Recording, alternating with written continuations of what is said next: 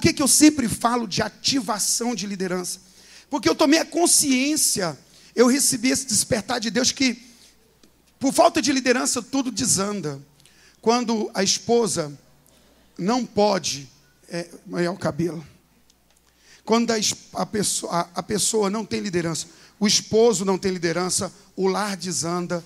Quando a esposa, dentro do padrão que é permitido, não tem liderança, Provérbios diz que a mulher sábia, né, levanta cedo, ordena a sua casa, comanda as suas servas. Ela tem liderança. Se ela não faz isso, ela não é sábia. Não edifica a própria casa. Então há um espírito de liderança sobre a mulher, sobre o homem. Há um espírito de liderança sobre todo ser humano. Com a queda de Adão, perdemos esse espírito. Uns ficaram com mais, outros com menos, outros parece que nem tem nenhum. Mas não é uma verdade. Nossa origem é de Deus que criou os céus e a terra, amém? Se você vem de Deus, então tem, porque Deus falou isso. Deus é líder por natureza. Deus criou Adão e Eva com esse espírito de liderança, amém? Isso caiu por causa do pecado e Deus tem restaurado isso. Hoje, a partir do momento que você aceita Jesus Cristo e o Espírito de Deus passa a vir morar em você, a função do Espírito é ativar, é reacender esse espírito de liderança. Porque espírito de liderança vem governança, vem administração, vem conquista, amém? Vem sucesso. Por falta dele não dá nada. Então, nesses 2 dias nós vamos estar clamando a Deus para que você seja despertado. Talvez você diga, não, eu não sou líder. É líder sim. É líder, precisa acordar para isso. O milagre que você precisa, que vai ajustar toda a sua vida, procede, obrigado querido, procede dessa situação da liderança. Você pode observar muito, acertos e erros procede de um espírito de liderança. O erro de abrir mão dele, ou então permitir um espírito errado de liderança. Mas o espírito que vem de Cristo, que vai ser despertado em você, a liderança correta, a liderança no governo de Deus, e aí sua vida vai voar, amém? Diga glória a Deus. Então eu quero compartilhar com você algumas coisas para que nós já comecemos a avançar nesse espírito. Levante sua mão e diga, desperta, espírito de liderança. Bate aqui e você diga que habita em mim. De novo, desperta, espírito de liderança que habita em mim. Se isso acontecer, seu casamento, seus filhos, tudo vai mudar. Nós temos uma frase que ela é verdade. Tudo muda quando?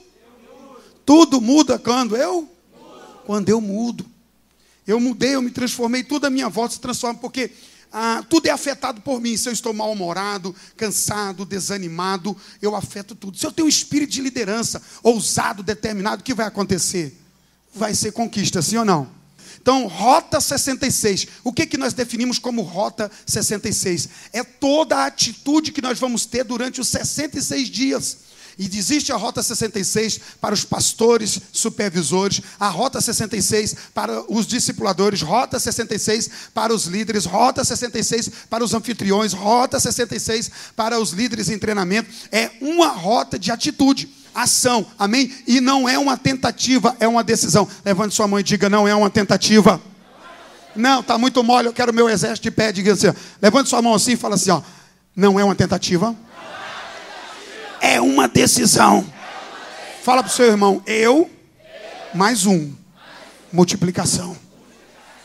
Você vai ver as estratégias incríveis. Então, prepara, você vai ter toda a sua rota durante 66 dias. O que faremos como estratégia, como meta para alcançarmos, para atingir nossa meta na verdade. Amém? Deus é bom demais. Irmãos, nós estamos nessa visão esse ano, por alguns anos. Nós temos feito essa declaração, ser igreja e fazer igreja. E é algo que é até inconsciente, mas todos têm essa noção de ser igreja e fazer igreja. E nós sempre falamos, e esse ano temos trabalhado isso de forma mais veemente, e vamos trabalhar por um tempo ainda mais longo, que eu quero que você entenda que você é igreja e que você faz igreja. E que você faz igreja exatamente como você é. Isso é algo que não se tem como mudar. A minha célula é como eu sou, meu casamento é como eu sou, não adianta discutir. Às vezes nós queremos transpor responsabilidade para as pessoas. Mas como eu afirmo que tudo muda quando eu mudo, a sua célula muda quando você muda. Seu casamento muda quando você muda. Nós queremos mudar o mundo, esperamos, e o recado é o contrário. Mudemos a nós primeiro, amém? A mudança do mundo começa em mim. A mudança da minha célula, da minha igreja, começa em mim. Quantos concordam comigo? Diga: se eu mudo, tudo à minha volta muda. Então prepara isso, porque ser igreja, você é igreja, nós somos a igreja, amém? E nós fazemos igreja, e o grande questionamento é: que tipo de igreja nós fazemos? Uma igreja desanimada, relaxada, preguiçosa, uma igreja infiel financeiramente, uma igreja sem compromisso? A igreja que eu sou é a igreja que eu reproduzo. Diga: sou uma igreja avivada. E eu quero partilhar com você que dentro de ser igreja, fazer igreja, eu quero entender qual é a fonte, onde nós somos e onde nós fazemos igreja. Qual é a nossa base, nós buscamos onde? E eu voltei para algum texto para a gente entender. Segundo o modelo que te mostrar, ser igreja e fazer igreja, segundo o modelo que Deus te mostrar. E eu quero pegar lá no Velho Testamento alguns textos para que a gente possa estar estudando. Êxodo capítulo 25, versículo 9. Abra sua Bíblia no livro de Êxodo, amém? Quantos aqui entendem que nós somos a voz do Senhor nessa geração? Amém? Nós somos a expressão de Deus nessa geração. Então, Êxodo capítulo 25, irmão, quem tem Bíblia, abra. Quem não trouxe a sua Bíblia, senta perto do irmão mais preparado aí, que trouxe a Bíblia dele, e leia junto com ele, amém? Prega uma Bíblia para você. Vamos estar lendo e confrontando um pouco esta palavra no Senhor. Quem encontrou, diga eu. Amém? Meu sonoplasta está ali me ajudando hoje. Amém? Êxodo 25, versículo 9. Isso. Olha lá. Conforme a tudo que eu te mostrar, para modelo do tabernáculo e para modelo de todos os seus pertences, assim mesmo fareis. Pula para versículo 40, do mesmo capítulo 25. Vê, pois, versículo 40. Atenta, vê, pois, que o faças conforme o seu modelo que te foi mostrado no monte. Vá para Êxodo 26, versículo 30.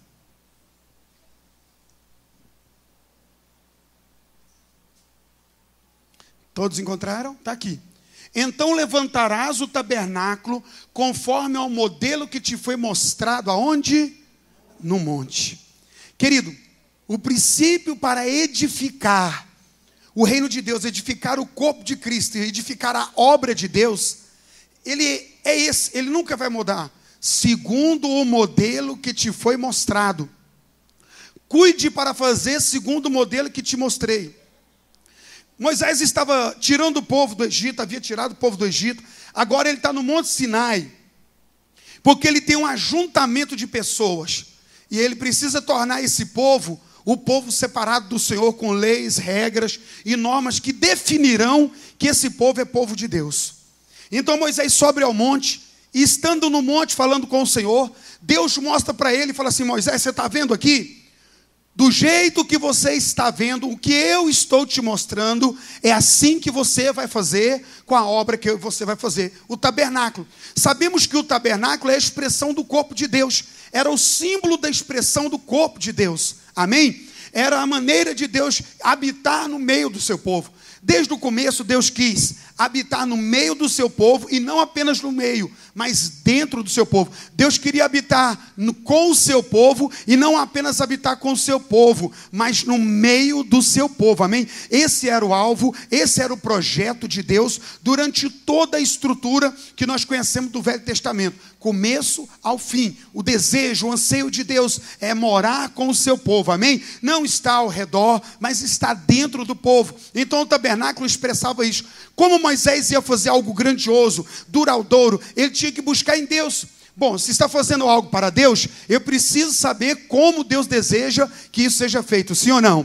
Como Deus o Senhor quer que eu faça? Como Deus o Senhor quer que eu proceda? E não apenas, vou fazer desse jeito aqui, de qualquer jeito, não dá. Então, o princípio é sempre este, segundo o modelo que te foi mostrado no monte. Eu acho engraçado porque, como eu vou saber o que é que Deus quer, a visão do que Deus tem, se eu não me preparo para isso? Moisés subiu ao monte. Você sabe o que é subir? É desejo, é anseio, é aumentar o nível, subir mais além, Sabe, tem pessoa que está acomodada, não, do jeito que eu estou tão bom, não dá. A revelação do Senhor é para quem tem sede, é para quem tem fome, é para quem quer mais, amém? Deus é isso. Então Moisés tem esse sede, ele sobe, ele tem que subir o nível, e ele vai no momento de busca do Senhor. Quantas vezes nós queremos fazer, realizar a obra, executar o que deve ser feito, sem a direção de Deus, sem saber qual é a vontade de Deus expressiva. Senhor, qual é a sua vontade? O que é que o Senhor quer? Como o Senhor deseja? Levamos células, fazemos o que fazemos para Deus, sem esse desejo de separar, subir, ter discernimento, buscar completamente aquilo que Deus deseja para nós. Moisés foi buscar, ele subiu. O segundo, um outro princípio que você deve ter é sempre segundo o que Deus mostrar. Lembre-se que a busca, o desejo, o nível de multiplicar o talento, Deus deu 3 para um talento, 2 para o outro e 5 para o outro. E quem tinha 2 e 5, correu e quiseram multiplicar. A função, o propósito era aumentar o que tinha em sua mão, amém? Nunca diminuir. E aquele que ganhou um talento, ele escondeu porque tinha medo. Mas o outro que ganhou 2 procurou o jeito de negociar e aumentar, todos eles que tiveram. Então, o desejo de uma pessoa que procura o propósito de Deus, que procura cumprir a vontade de Deus, sempre é, poxa, o que está na minha mão? Eu tenho que negociar de maneira certa, tem que aumentar, tem que multiplicar. Esse deve ser o anseio da igreja, esse tem que ser o seu anseio, o meu anseio diante do Senhor, amém? Uma coisa interessante também, quando nós falamos de crescer, multiplicar, de fazer segundo o modelo de Deus, eu quero que você coloque bem no seu coração e fique indagando o seu espírito nessa noite. Eu estou fazendo segundo o modelo de Deus? Ou estou fazendo como dá, do jeito que eu posso? Deus sabe, irmãos, essas explicações, essas justificativas, elas não caem diante do Eterno. Porque como é que você vai parar diante do Filho de Deus e falar assim, ó, Deus, o Senhor sabe que eu estou fazendo como eu posso. Mas Jesus não fez como Ele pôde, Ele fez como era necessário, amém? Debaixo de dor, de sofrimento, sacrifício. Ele saiu dos céus glorioso, Ele saiu da sua glória, Ele saiu da sua majestade. Ele desceu e veio até essa terra cheia de trevas. Ele esvaziou. Ele pagou o preço por você. E como então chegaremos diante do Pai e diremos, Senhor, não, eu estou fazendo assim, sabe? Quando dá, eu faço. Essa postura não é coerente a uma noiva apaixonada. Não é coerente a noiva do Cordeiro, que tem gratidão, que tem aliança, que tem princípio, que tem comprometimento. E eu pergunto para você nessa noite, olha, você precisa de milagre, eu sei, você precisa de milagre na vida financeira, na saúde, em tanto lugar, Deus, eu tenho necessidades, sim, Deus vem suprindo tanto, fazendo tanto, mas, e o que Deus almeja? E o que Deus quer? Estamos dando mais atenção ao que o servo deseja do que o seu Senhor. E essa noite, nós vamos entender que nós fomos chamados para ser igreja, mas para ser segundo o modelo que é nos mostrado, amém? Eu não posso pegar meu questionamento, minha justificativa, minhas explicações e dizer apenas assim, ó, Deus entende. Eu tenho que assumir uma postura de verdadeiro adorador. Eu preciso assumir uma postura de guerreiro. Eu preciso assumir uma postura de quem honra e tem compromisso com Deus. Senhor, eu vou fazer segundo o que o Senhor quer, segundo o que foi mostrado, não segundo o que eu quero ou o que eu imagino, segundo o que foi mostrado. Há muitas pessoas que estão frustradas, perdidas, porque elas estão fazendo o tempo inteiro segundo o que elas querem, não segundo o que Deus quer. Então o primeiro erro que nós podemos encontrar na nossa conduta com Deus é que estamos até na obra, estamos fazendo a obra, mas segundo o que nos é permitido, segundo o que a gente... não, é assim, dá. Não, tá bom. E não segundo o que foi mostrado. Moisés, vê, porém, Moisés, que você tenha o cuidado de fazer segundo, exatamente como eu te mostrei.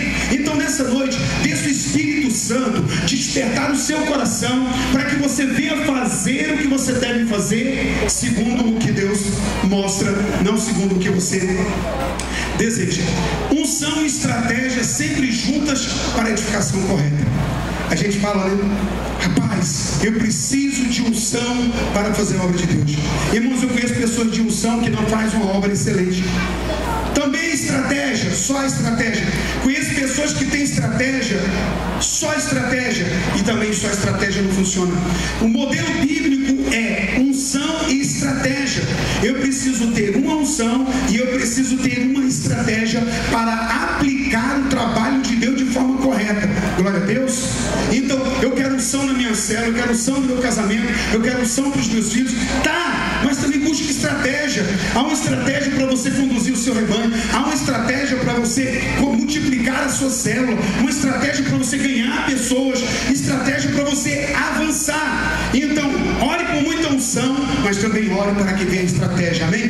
Deus tinha uma estratégia para estar no meio do povo. Disse para Moisés: Moisés, tu vai fazer o tabernáculo em 3 partes, em cada parte você vai colocar utensílios, cada utensílio exatamente como eu te falei. Moisés estava recebendo a unção e também a estratégia. Ele não deveria ficar fora da unção e nem deveria ficar fora da estratégia. Quantos entendem o que eu estou falando? Muitas vezes você está falando: nossa, eu estou na unção, mas eu não tenho estratégia, eu não sei o que fazer, eu não tenho estratégia. Talvez você diz: nossa, eu estou com estratégia, mas está seco, está frio, estratégia boa, mas não há vida. Então entenda bem, você precisa de unção e de estratégia. Diga: eu quero. Amém? Continuando para que você aprenda. Exemplo de líderes que fizeram quase como lhes foi mostrado. Irmãos, engraçado que Deus não admite. O plano é de Deus, o projeto é de Deus, o propósito é de Deus, amém? Nós somos servos, nós entramos no projeto, então Deus já definiu como, quando, onde, como será feito. Deus exige que a coisa seja feita do jeito dele. Quem concorda que tem que ser do jeito de Deus? Quantos concordam? Do jeito que Deus estabeleceu. Então Deus estabelece de uma forma clara, como Ele quer. E Ele já tinha determinado. Eu quero que você abra a sua Bíblia em Números capítulo 3, versículo 3 ao 4. Amém? Números capítulo 3, versículo 3 ao 4. Se você puder abrir a sua Bíblia. Estes são os nomes dos filhos de Arão, os sacerdotes ungidos, consagrados para oficiar como sacerdotes. Mas Nadab e Abiú morreram perante o Senhor, quando ofereciam fogo estranho perante o Senhor, no deserto do Sinai, e não tiveram filhos. Porém Eleazar e Tamar oficiaram como sacerdotes diante de Arão. Números capítulo 3, versículo 3 ao 4. Olha a situação. Nadab e Abiú, esses cidadãos aqui, o que eles fizeram? Eles foram consagrados e ungidos para oficializar. Eles eram treinados. Olha, falaram para eles: olha, faça a obra exatamente. Moisés falou: quando eu estava no monte, Deus disse para que eu fizesse exatamente como foi mandado, como foi ordenado, que eu não mudasse nada. Eu fiz exatamente. Para vocês, sacerdotes, fica a função de fazer isso, exatamente como o Senhor mandou. Inclusive Levítico 6,13 diz: o fogo arderá continuamente sobre o altar e não se apagará, e é responsabilidade do sacerdote. Eles foram ungidos, consagrados para fazer do jeito que Deus havia mostrado, do jeito que era determinado. Eu não sei o que aconteceu, sei que eles ofereceram sobre a obra que eles tinham sido treinados, preparado, algo diferente do que havia sido ordenado. Lá está o texto: ofereceram fogo estranho perante o Senhor no deserto do Sinai. Esses dois homens tinham sido treinados, chamados, escolhidos, consagrados para fazer a obra de Deus do jeito que Deus tinha. De repente deu algo na cabeça deles e não, vamos fazer direito, não tem nada a ver, não tem importância. E não sabemos dado o que, acredito eu, havia um fogo que queimava no altar, porque era um fogo acendido na presença do Senhor no Monte Sinai. Esse fogo foi que acendeu o altar. Agora, o relaxamento, alguma coisa aconteceu e eles foram correndo. Quando eles viram, devem ter visto que o fogo estava apagando, alguma coisa assim, e eles foram atear um fogo diferente do que era estabelecido. Sabe aquela pessoa que sabe, poxa, eu tenho que fazer a obra de Deus, eu tenho que fazer minha célula, minha rede, meu casamento tem que ficar na presença do Senhor, e relaxa. De repente, quando vê o fogo está apagando, aí quer substituir o fogo com algo que é humano, com recurso humano, com estratégia apenas humana, não seguindo o padrão, o parâmetro da palavra. Você sabe por que muita célula não dá certo? Você sabe por que muita rede não dá certo? Por que muita igreja não dá certo? É justamente isso, porque deviam oficializar de acordo com o que Deus havia determinado, deviam fazer exatamente como Deus manda, mas não faz, sabe? Não faz. E como é que isso fica? Fica desse jeito. Nadab e Abiú morreram perante o Senhor. E a pior sentença que tem é que eles não tiveram filhos. Eles não tiveram uma geração. É bem parecido, sabe aquela pessoa que tem célula, e a célula nunca vai. Morre uma célula, 2, 3, não tem uma geração. Porventura parou para perguntar: estou fazendo eu segundo o que foi mostrado? Estou fazendo eu debaixo de uma unção e estratégia? Eu não estou fazendo, não inventando nada. Eu estou fazendo exatamente como é acordado, exatamente como é estabelecido. Ou estou apenas da aparência de que estou fazendo, e de repente quando vem a hora de fazer, não tem um fogo verdadeiro, aí eu vou ter que criar um subterfúgio, vou ter que criar um fogo, uma unção, um mover, e aí a causa da morte. O que é pior para eles é que, apesar de ser consagrados, separados para oficializar, treinados, eles morreram sem uma geração. Eles não tiveram filhos. Diga misericórdia. Sabe? Não ter filho no reino de Deus, não ter filhos espirituais, isso é um problema, porque a Bíblia nos chamou para gerar, amém? Somos chamados para gerar. Você não pode morrer sem gerar discípulos. Você não pode morrer sem dar frutos, porque isso implica em maldição, isso implica em reprovação diante de Deus. A Bíblia diz em Provérbios que quem ganha almas, sábio é. Não posso cair na situação de ser egoísta, que eu quero só para mim. Não, eu quero minha casa, eu quero meu carro, eu quero meu dinheiro, eu quero poder passear, eu não quero envolver com pessoas. Faça segundo o que te foi mostrado no monte. Ide por todo mundo pregar o evangelho. Faça segundo o que foi te mostrado. Pregue em tempo e fora de tempo. Faça segundo o que foi te mostrado. Discipular, cuidar, evangelizar. Sabe, se você não tiver com esse fogo, com essa visão, está fora. Tem alguma coisa que está fora do padrão. Nadab e Abiú foram consagrados para oficializar, para trabalhar no tabernáculo, e foram fazer mudando as coisas. Acabou que fizeram como eles queriam. Diga misericórdia. E eu pergunto para nós essa noite: estamos fazendo segundo o modelo que foi nos mostrado? Fazemos. Eu quero que nessa noite você abra o coração e se entregue diante de Deus mesmo. Senhor, estou fazendo segundo o seu poder, estou fazendo segundo o que o Senhor orientou. Não é segundo o que você dá conta, não é segundo o que você quer, não é segundo o que você acha, é segundo o que está escrito. Está entendendo o que eu estou falando? Poxa, irmãos, nós temos que desistir de ser senhores e permitir que Jesus seja o Senhor. A obra dele foi estabelecida de forma correta. Ele disse como era para ser feito. O modelo que nós temos, extraímos da Bíblia, na igreja de Atos. Eu preciso fazer algo para o Senhor. Sabe, você não pode pensar que Deus morreu se único e exclusivamente para cuidar do seu desejo pessoal, egoísta. Amplia isso. Há pessoas que vão para o inferno, e se eu não me preocupar com isso, eu já estou errado diante de Deus. Eu mais um é igual a multiplicação.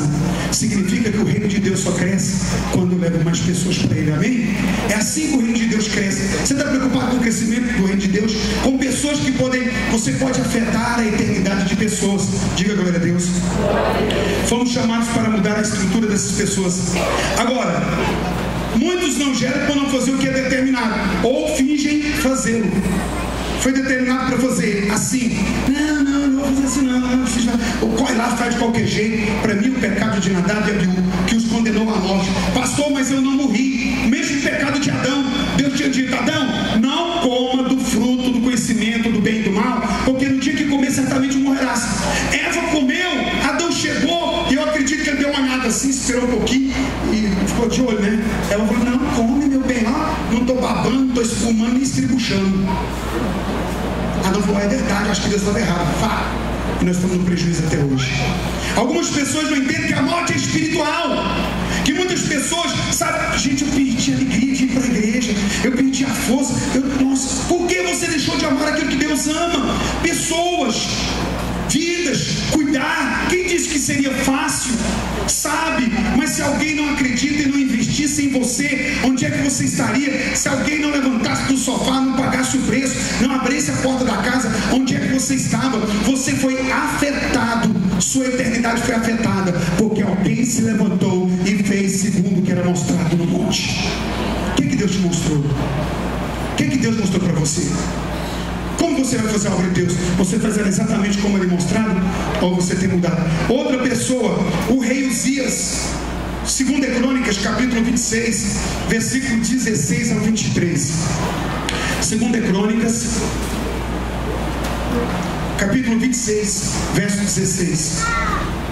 Diz assim: mas havendo já se fortificado, exaltou-se o seu coração para a sua própria ruína e cometeu transgressões contra o Senhor. Eu quero que você abra a sua Bíblia e leia, aprenda esse texto. Você vai aprender alguns princípios. Olha, essa palavra vai mudar toda a sua história e toda a sua eternidade.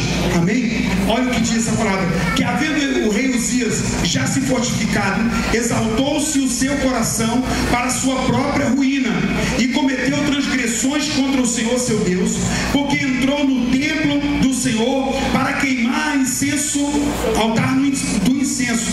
Porém o sacerdote Azarias entrou após ele com 80 sacerdotes do Senhor, homens de maior firmeza, e resistiram ao rei Uzias e lhe disseram: a ti, Uzias, não compete queimar incenso perante o Senhor, mas aos sacerdotes, filhos de Arão, que são consagrados para este ministério. Sai do santuário, porque você vai transgredir? Não será isso para a honra da tua parte do Senhor Deus? Então Uzias se indignou, tinha um incensário na mão para queimar incenso. Indignando-se ele, pois, contra o sacerdote, a lepra lhe saiu na testa perante o sacerdote na casa do Senhor, junto ao altar do incenso. Então o sumo sacerdote Azarias e todos os sacerdotes voltaram-se para ele, e eis que estava leproso na testa. Apressadamente o lançaram fora. Até ele mesmo se deu pressa em sair, visto que o Senhor o ferira. Assim ficou leproso o rei Uzias até o dia da sua morte, e morou por ser leproso numa casa separada, porque foi expulso da casa do Senhor.